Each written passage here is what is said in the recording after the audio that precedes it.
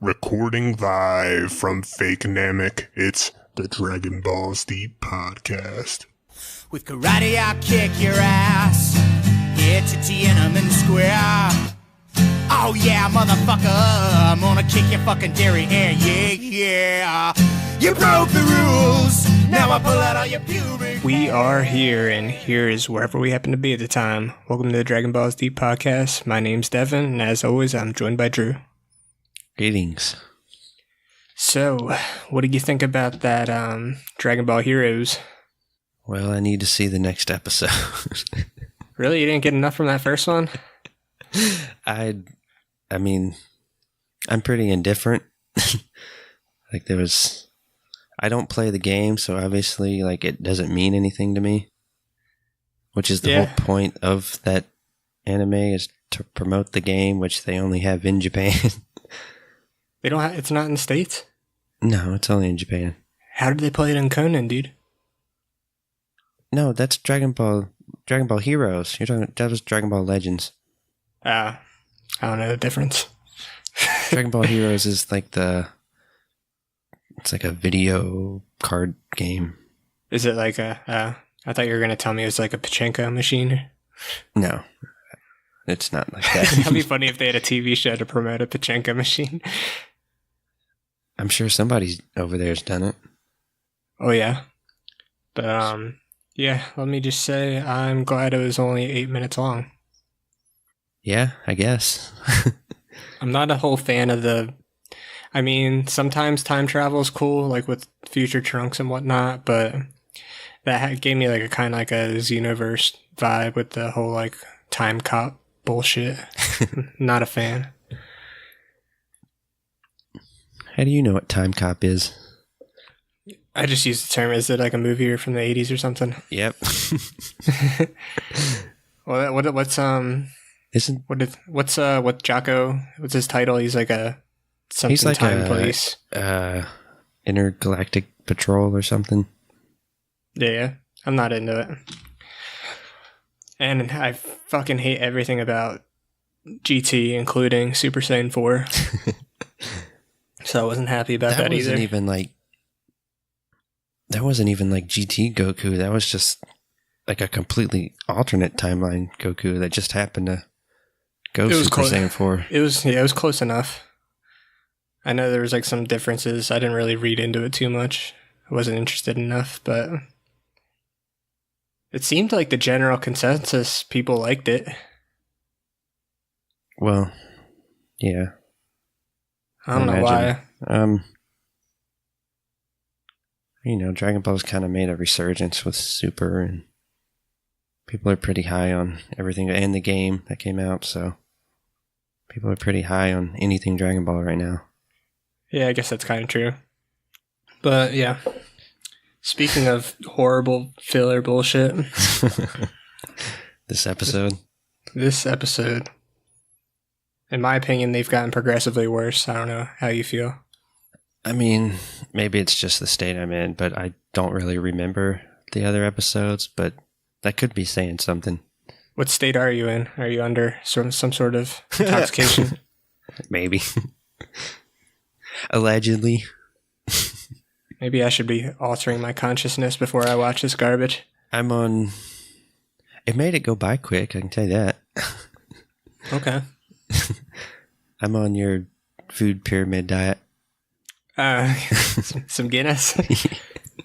Guinness is the most important meal of the day. Yeah. It's been most of my meals these past few days. Oh, yeah. It's the way to do it if you're going to do it. Sweet, ready to start? Yeah, let's get this over with. Dragon Ball Z, episode 43. Kickoff. We see an icy cave.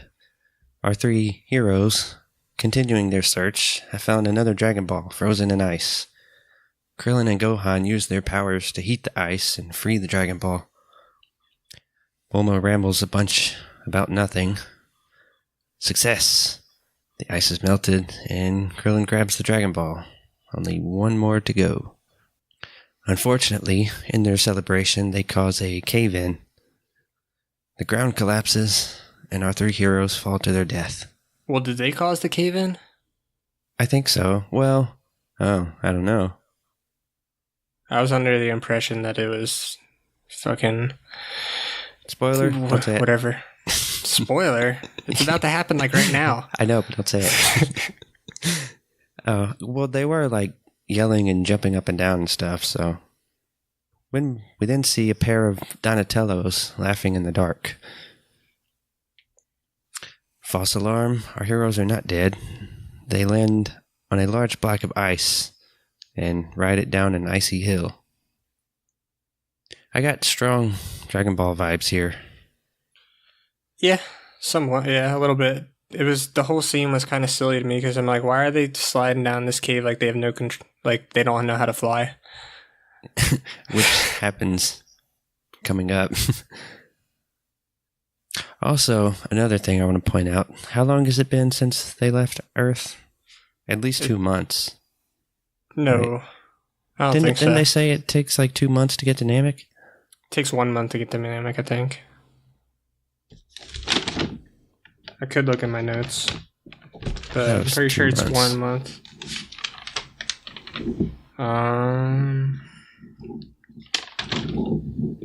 I mean, it's not that important. So they've been gone at least a month, maybe 2. I don't think it. Yeah, but this was like a shortcut, so I don't think it would have taken them that long. Well, they had already because they got been there faster than they would have if they went to Namek. They had already been gone. What, like, didn't they say a couple of weeks? 8 weeks or something? They said. Yeah, I forget. And then the shortcut, I think, was like saved them 10 days or something. Yeah, So they've been gone at least a month. Let's just say a month. it's fair. Gohan still has a bowl cut.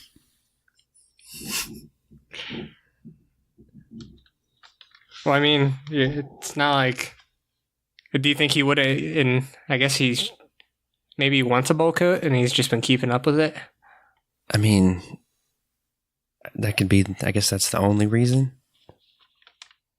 I don't know who would want a bowl cut. I mean, shame on him for having that, 1. And 2, shame on Krillin and Bulma for letting him get away with it. Well, I don't know how... Bowl cuts were more common in the 80s, I feel like, or the late 80s. I guess. I remember having friends growing up who had bowl cuts. Yeah, it's true. They still looked stupid, but it was more acceptable.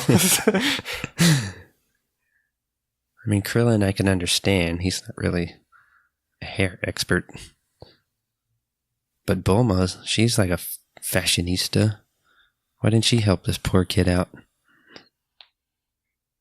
That reminds me of something we were talking about last episode with Chaozu. You said something about Chaozu calling Krillin a midget or something like that. In Dragon Ball, he does. Does he? I remember Chaozu calling him Baldy. Yeah, he does that too. That part was so funny. And then he's like, bald. He's like, look at you. And then he has the one little hair. Yeah, he calls Krillin a midget, and Krillin's like, what the fuck? I'm taller than you. That's probably Chaozu's best moment besides blowing himself up. That was pretty funny. I liked Chaozu in the tournament. He had some good parts. It was funny when he blew himself up. I didn't say it was funny. I just said it was his best moment. It was kind of funny though. But yeah, back to whatever the fuck we were talking about. Gohan's bowl cut. Yeah. It's bad. So bad. Now, do you prefer the bowl cut or the mullet? Oh, mullet for sure. The mullet's not that bad. Yeah, that's true. The best haircut's obviously the Teen Gohan. But the mullet's not... Or what is it, Cell Saga? Oh, right.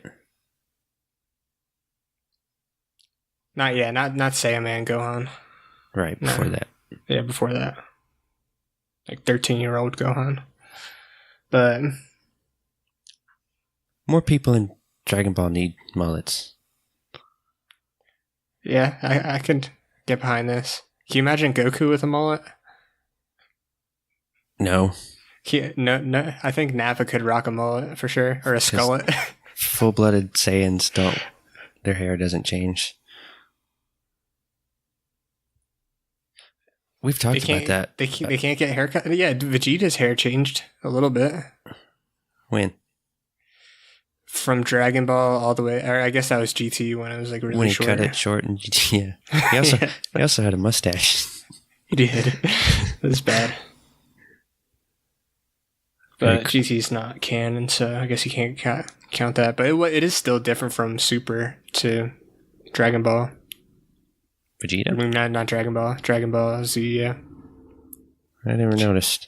Changed a little bit. I guess I want to say it looks like his hair's longer in the first saga. Well, that's probably just an artistic thing. Yeah, I'd say so. Because Vegeta mentions in Cell Saga that a Saiyan's hair doesn't change or like grow, a full-blooded Saiyan. A leopard's spots don't change. Something like that. Yamcha has a mullet. Especially if it's a shit leopard. Shit leopard spots never change. Shit leopards. There's a lot of shit in this episode. Mm-hmm. Speaking of, Krillin fires a Kamehameha to steer the block of ice. Cut to the Donatellos. Donatello number 1 says, "This is great." Donatello number 2 says, "You ain't seen nothing yet." One of the Donatellos snaps his fingers, and suddenly our heroes are now being chased by a giant snowball. Indianapolis Jones style. You keep calling them Donatellos. Know what they remind me of is the Land of the Lost Aliens. I can't picture him. I'm Googling it right now just to see if my memory serves me correctly.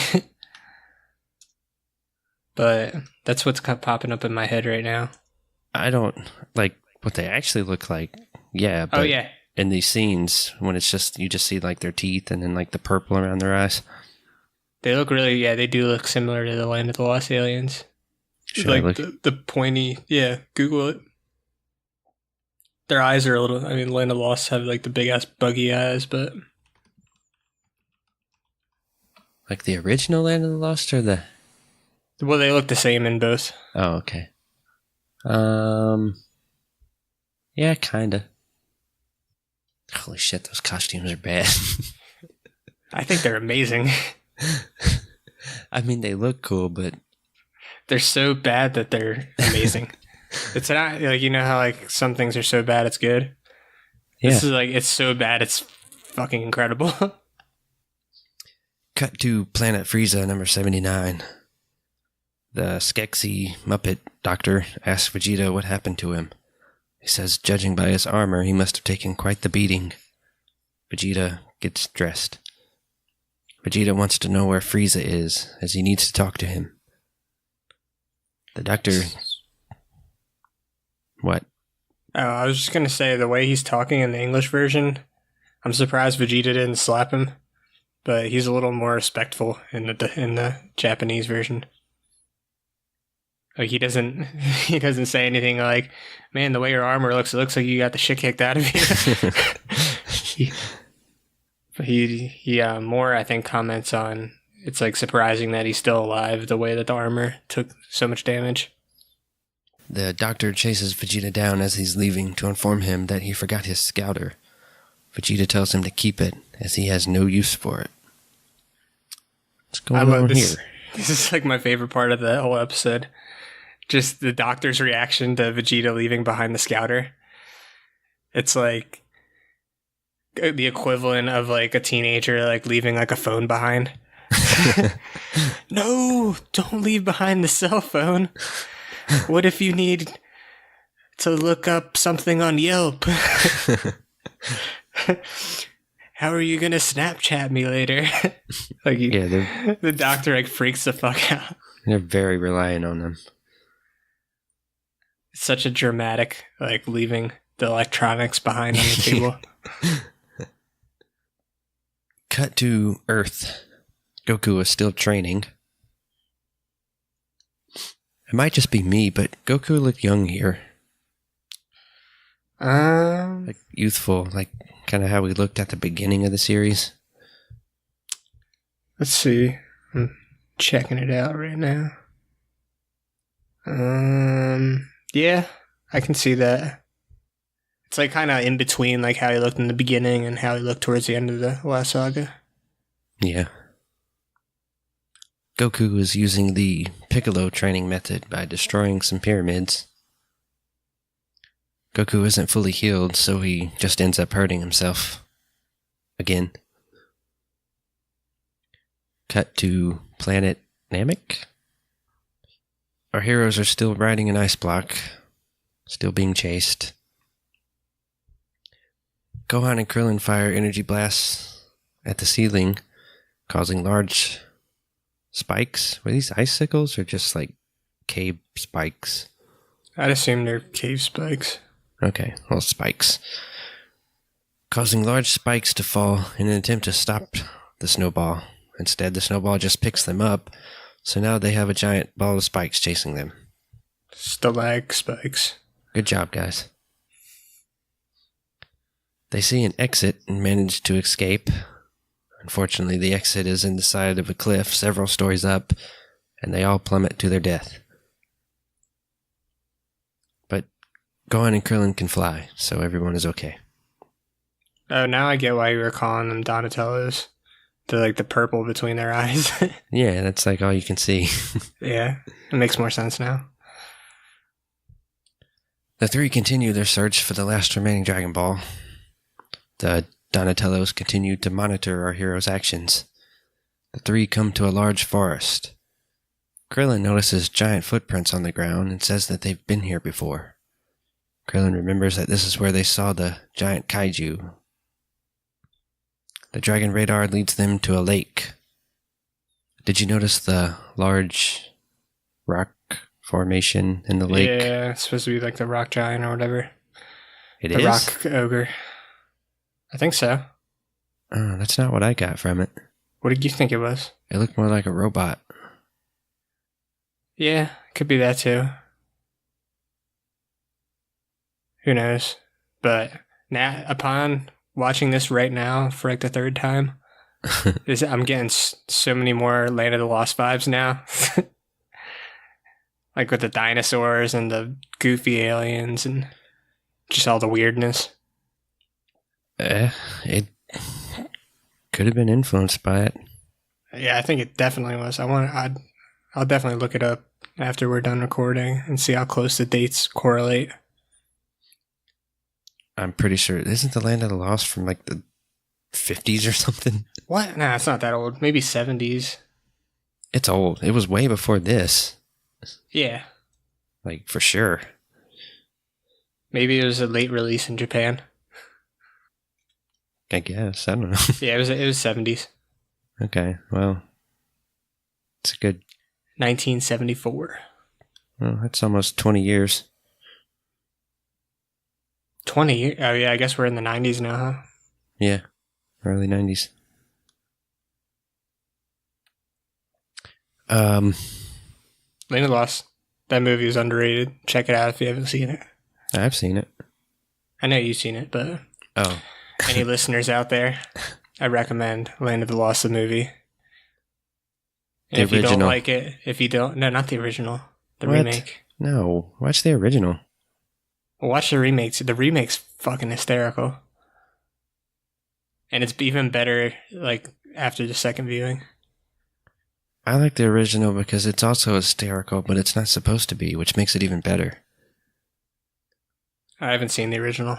I'll have to check it out. It's one of those kind of full circle movies. You can't go wrong with Kenny Powers and Chaka. What's the little monkey's name? Yeah. Chaka. Damn you, Chaka. Bulma says the last Dragon Ball is inside the building. Krillin questions if it's safe to go inside. Suddenly, an invisible force has constrained Gohan. Krillin goes to help, but turns around when he hears Bulma scream. It's sitar and cowbell. They've captured Bulma. Cut to Earth. We see Chi-Chi and Roshi flying a giant ship. An Airbus, if you will.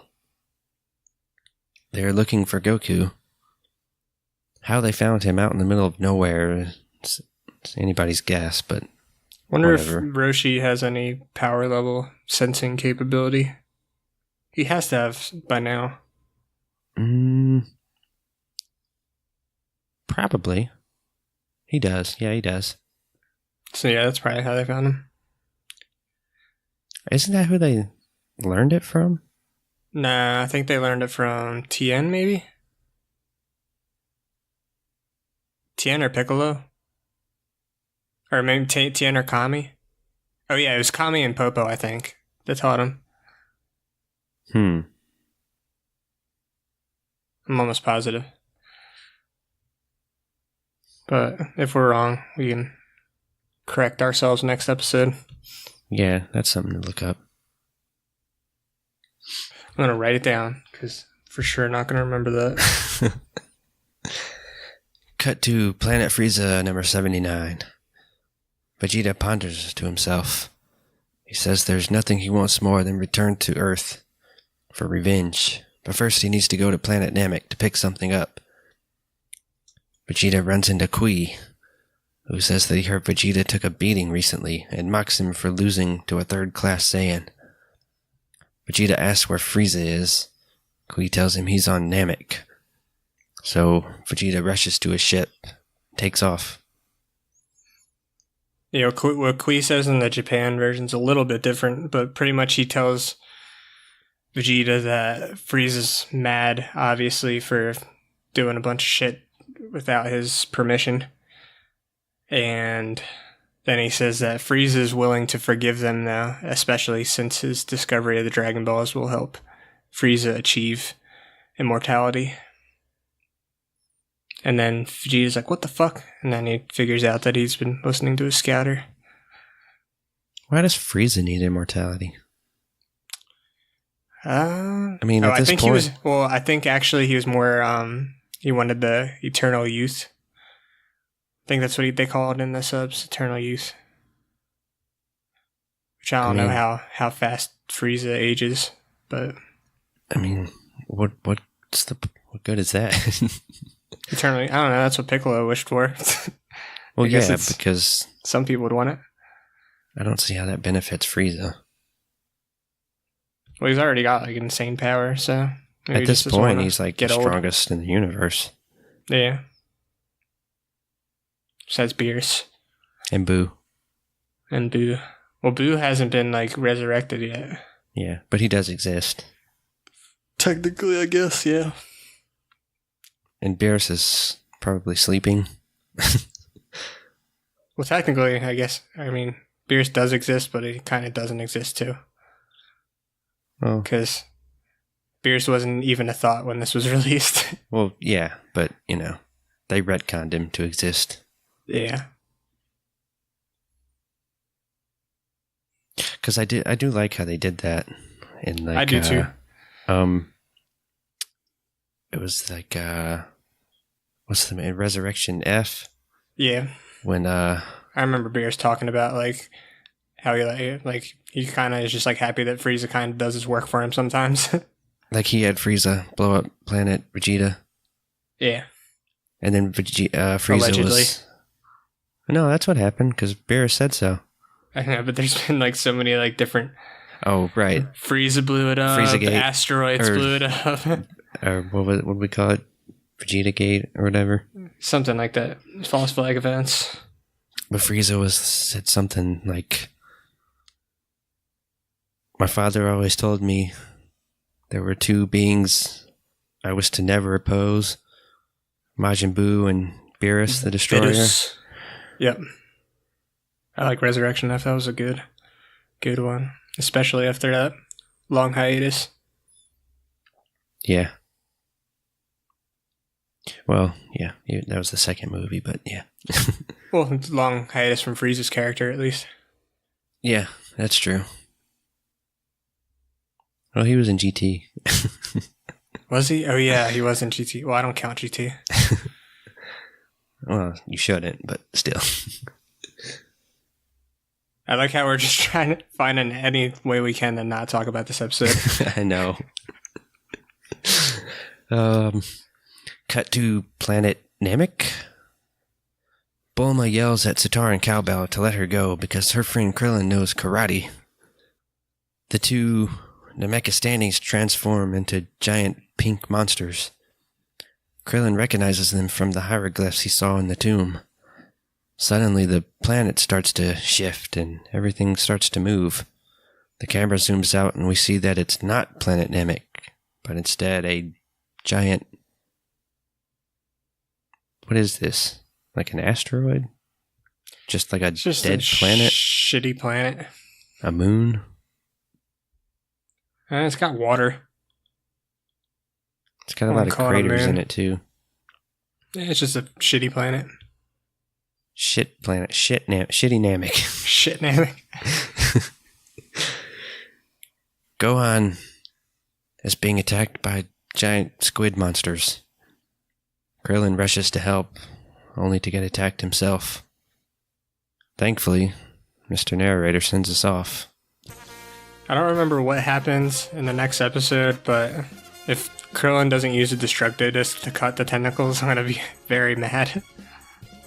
I feel like there's always an opportunity where like it's like, oh, no, it would be perfect for this, the destructo disc, but it never gets used, and when it does get used, Krillin misses. He might. I don't remember. Should I talk about my theory from last episode, or I want to hear it. Wait till the next episode? Yeah, we can talk about it now. It might get explained still. I guess we can wait then. I don't know if it does or not.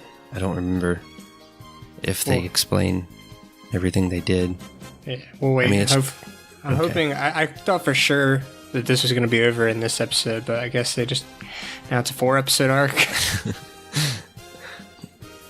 If this was like, if I had a TV network and this show was on today, I would have canceled it.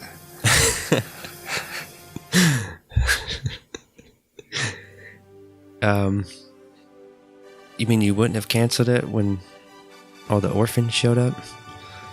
See, the orphan, at least it only lasted, it was a 2-episode thing, but this is 3 episodes deep and no ending in sight.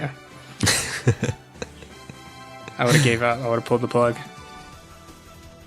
And my summary for how I feel about this episode is, if you're planning on rewatching the series, just skip all this bullshit and watch Land of the Lost. Just go from like episode, I guess like episode 40, and then just skip to like episode 45. Yep. Or even skip a little farther. I'm sure the few episodes after that aren't very good either. I was just going to say whatever they actually get to Namek. Just start there. Yeah, pretty much skip everything from when Vegeta leaves Earth. The episode after that, skip from there up to when they arrive at Namek. Yeah. Which is quite a few episodes. It's got to be like 15 episodes. I don't know if it's that many, but... Yeah, it's a few. few. Do math. It's a lot. It's a good chunk. Yeah. The episode sucked. 2 thumbs down. I give it 1 thumb down. What would be 2 thumbs down for you? Orphan episodes? It would have to be like really bad. Like unwatchable bad. It's pretty unwatchable for me. I made it through this episode pretty easy. I mean, it sucked, but it went by quick. It's because nothing happened. Well, that too, but I mean, it would have to be like I would have to turn it off. Like that's how bad it would have to be. Yeah, I guess no Dragon Ball Z episodes that bad. GT's definitely gets that bad. Yeah, I was gonna say we'll get to GT one day. But I think we've made our point. I'm ready to wrap it up. Follow us on social media at DVD Pod. Like, download, rate, review, subscribe. And as always, Go fuck yourself.